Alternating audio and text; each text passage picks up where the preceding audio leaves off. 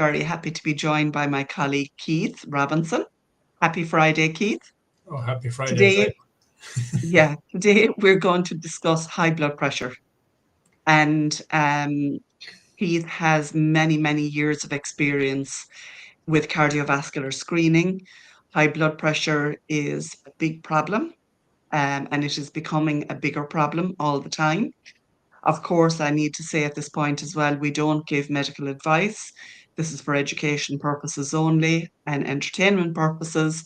And if you have issues, we recommend that you get medical advice from your healthcare practitioner. So, Keith, high blood pressure. Number one, what is it? Well, they would call a blood pressure of 120/80 to be average pressure. Mhm. And the expectation is that as people get older, it's sort of accepted that it goes up a little bit uh, Mhm.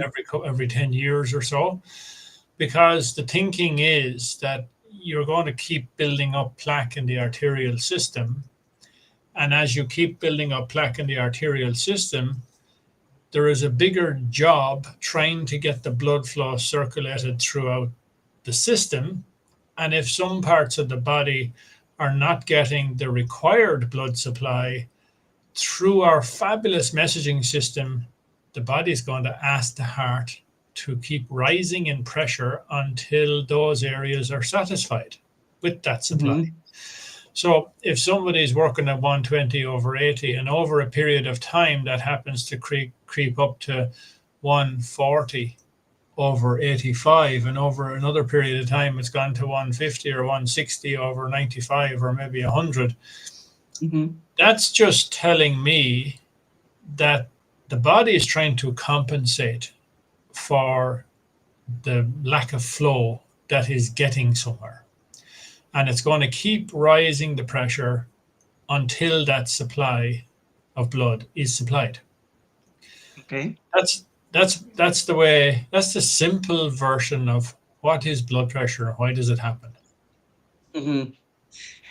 And so, um, you're saying there that it starts to rise because the blood pressure, sorry, because the blood is unable to get to some area of the body.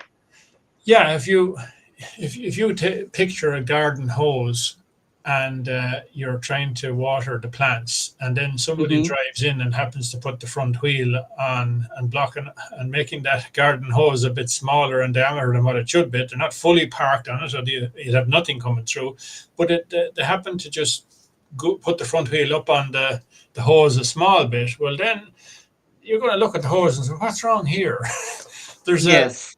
what happened to flow, and they're looking to see what the solving is. But inside, the body is going to have signalings going on all the time, and part of that signaling is going to go, well, my liver doesn't have enough supply, or my kidneys don't have enough blood supply, and instead of wondering what's wrong and how can we solve that, the straightforward thing to do is just, okay, let's raise the pressure in the heart and see, will Mm. that solve the problem?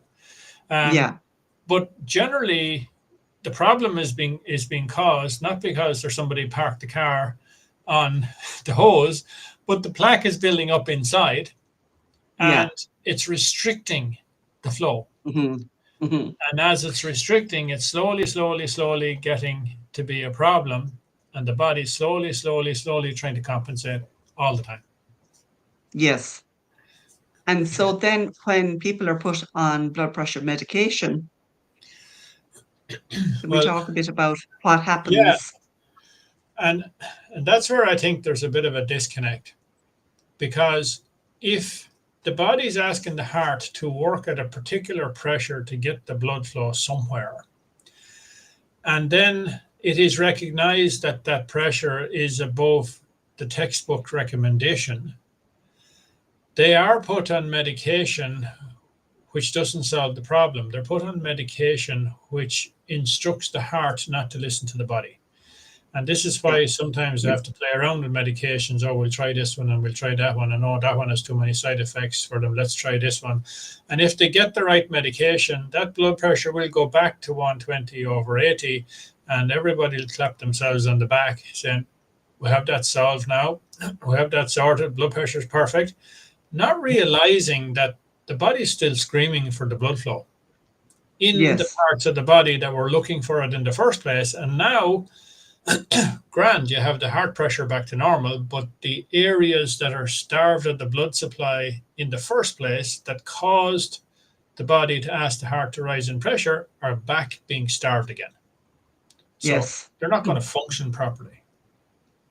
Which obviously, sorry, which obviously means that that issue really is not being addressed. Like No. that underlying issue of whatever area in the body is lacking that blood flow, that issue is not being addressed. And so further down the line, then there are going to be further problems. Yeah, Now, it's a yeah, calamity waiting to happen. A worse yeah, calamity waiting to happen all the time because the plaque's going to mm, stay building up because that's not being addressed. yes, And at yes, some point, there's a risk of the plaque rupturing, which can cause a clot to form. And if the clot travels and sticks in the brain, well, they call that a stroke. If it travels and sticks in the heart, they call that a heart attack. But yeah, the original problem was the plaque buildup that was never addressed. yeah, And and you don't solve it with the medications. And it's a red flag if you're told you need to get onto this medication and you'll be on it for life. yes, That's a red flag because that means that problem is not being solved. It's yeah, just the symptoms are being addressed or hidden or whatever wording you hidden, want to use, but the problem has not been fixed. yeah. And very interestingly, actually, last week, when I was in Mallorca, courtesy of Synergy Worldwide, I listened to an interview by Stephen Bartlett, who has the Diary of a CEO, and he was interviewing Dr. Nathan Bryant, who, in fairness, is very, very expert on the whole area of nitric oxide. But interestingly, they said, or Dr. Nathan Bryant said, 50% of blood pressure drugs don't work. That's pretty staggering, isn't it? And that's probably why they have to keep trying different drugs on people and then keep rising. And then they're Yeah. very satisfied when they hit on one that brings down the pressure, which, Yeah. Yeah. which, as we said earlier, only hides the symptoms. Yes. And so, and also that like by the age of 40, 50% of our nitric oxide um, is lost. Well, Actually, yeah, you have that lovely. Would you mind sharing that yeah, nice we're diagram we're that you only have about we're only the making nitric 50 oxide? we're only making 50% of what we Mm, made in our 20s. yeah, So we can go to share entire screen lovely. and we can show that one. There we go. Yeah.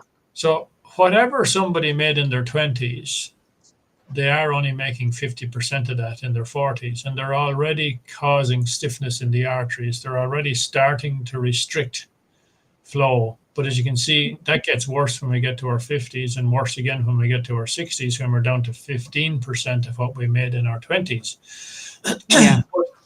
If somebody has the hereditary part of cardiovascular issues, which means that they're making less nitric oxide than somebody else, all this Hmm. can happen a lot sooner than in the 40s, 50s, and 60s. Because Yes. I've done cardiovascular screenings for people in their 30s, and they're coming in with the arterial system of a 60-year-old. So Wow. that means all this problem happened way back here Yes. because they weren't making enough nitric oxide for a long time. Yes. Yeah, yeah. And actually, very interestingly, I was making notes of some of the points that I felt were really interesting in that interview. And he said that erectile dysfunction is actually one of the first signs of reduction in nitric oxide production, which is very interesting. And imagine this, 50% of Americans over 40 are affected by that. 50%. I didn't realize it Wow, was that bad. that is shocking. But also, this whole thing about heart issues just for sure and certain, like people need to be paying attention to this topic because, today I've just had notification of a young man who has passed away suddenly. I'm not jumping to conclusions, but, you know, like we are seeing a massive increase in sudden death due to heart issues. And like nitric oxide is absolutely an amazing, by increasing your nitric oxide production, it is an absolutely fantastic way to improve your heart health. And I, d- I've said it many times, and I'm going to keep saying it. Sorry. So I had a coronary artery calcium scan done a few months ago, and really my thinking was that I would kind of get a before and after. But of course, I hadn't been paying attention to the fact that I've been using ProRG9 Plus for the last 4 years. And so when I got my scan score, which was zero point 0.5, like I was really blown away by it.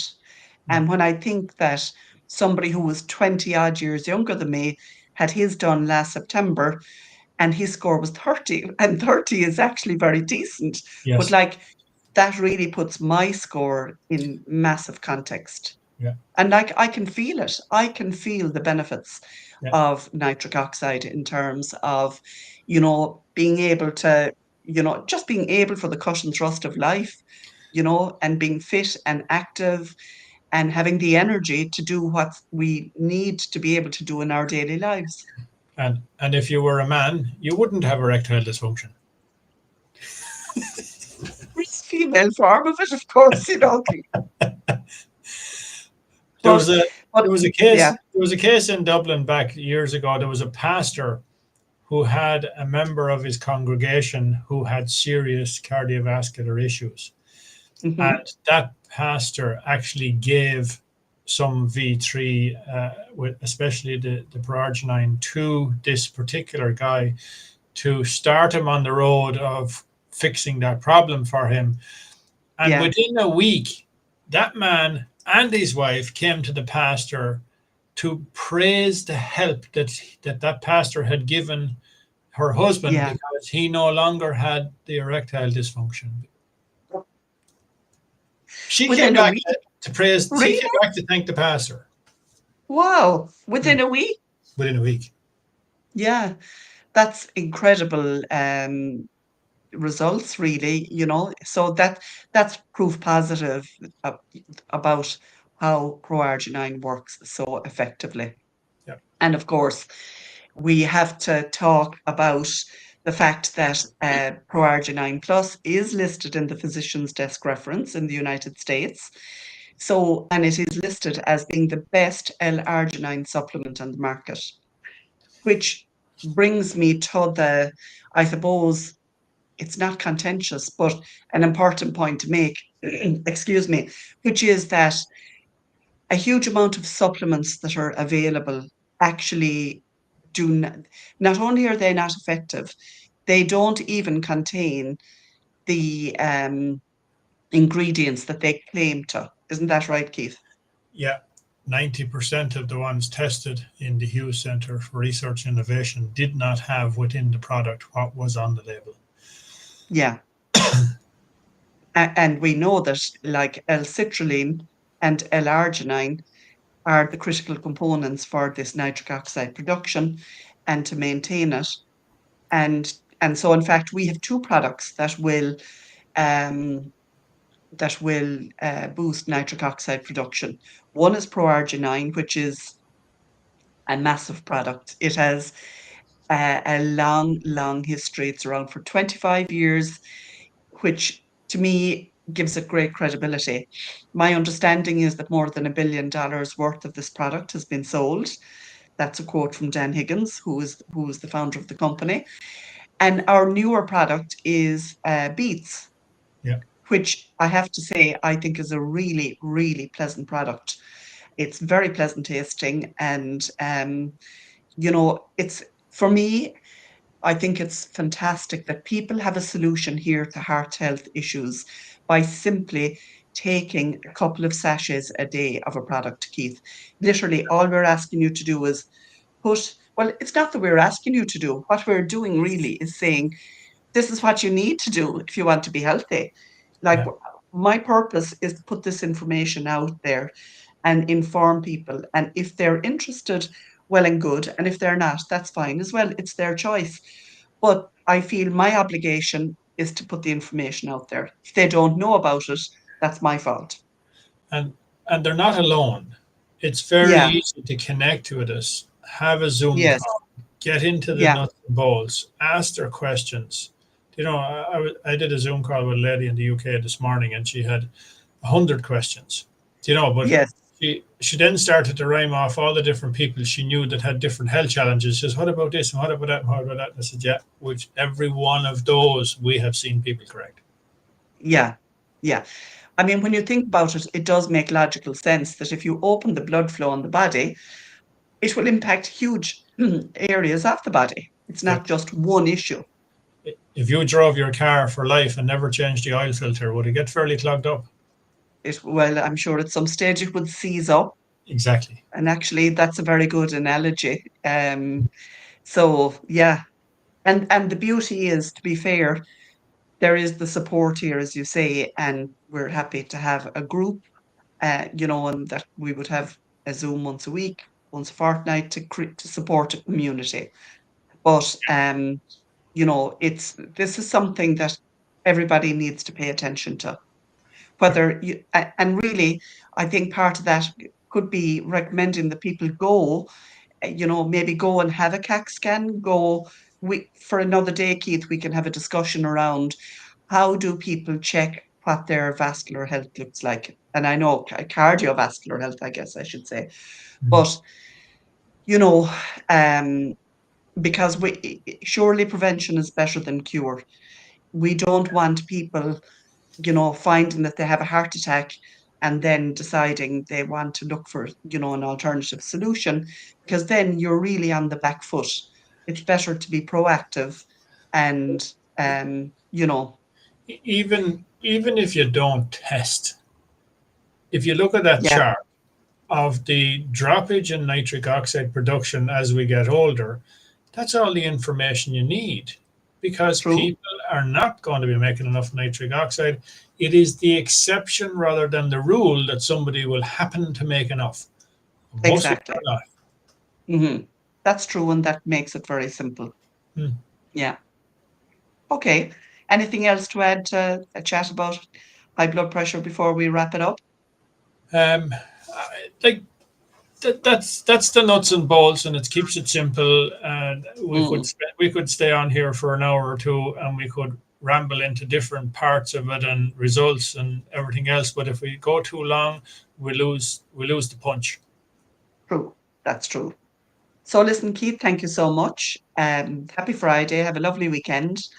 And I'll see you tomorrow. And Keith and I'll see you next week.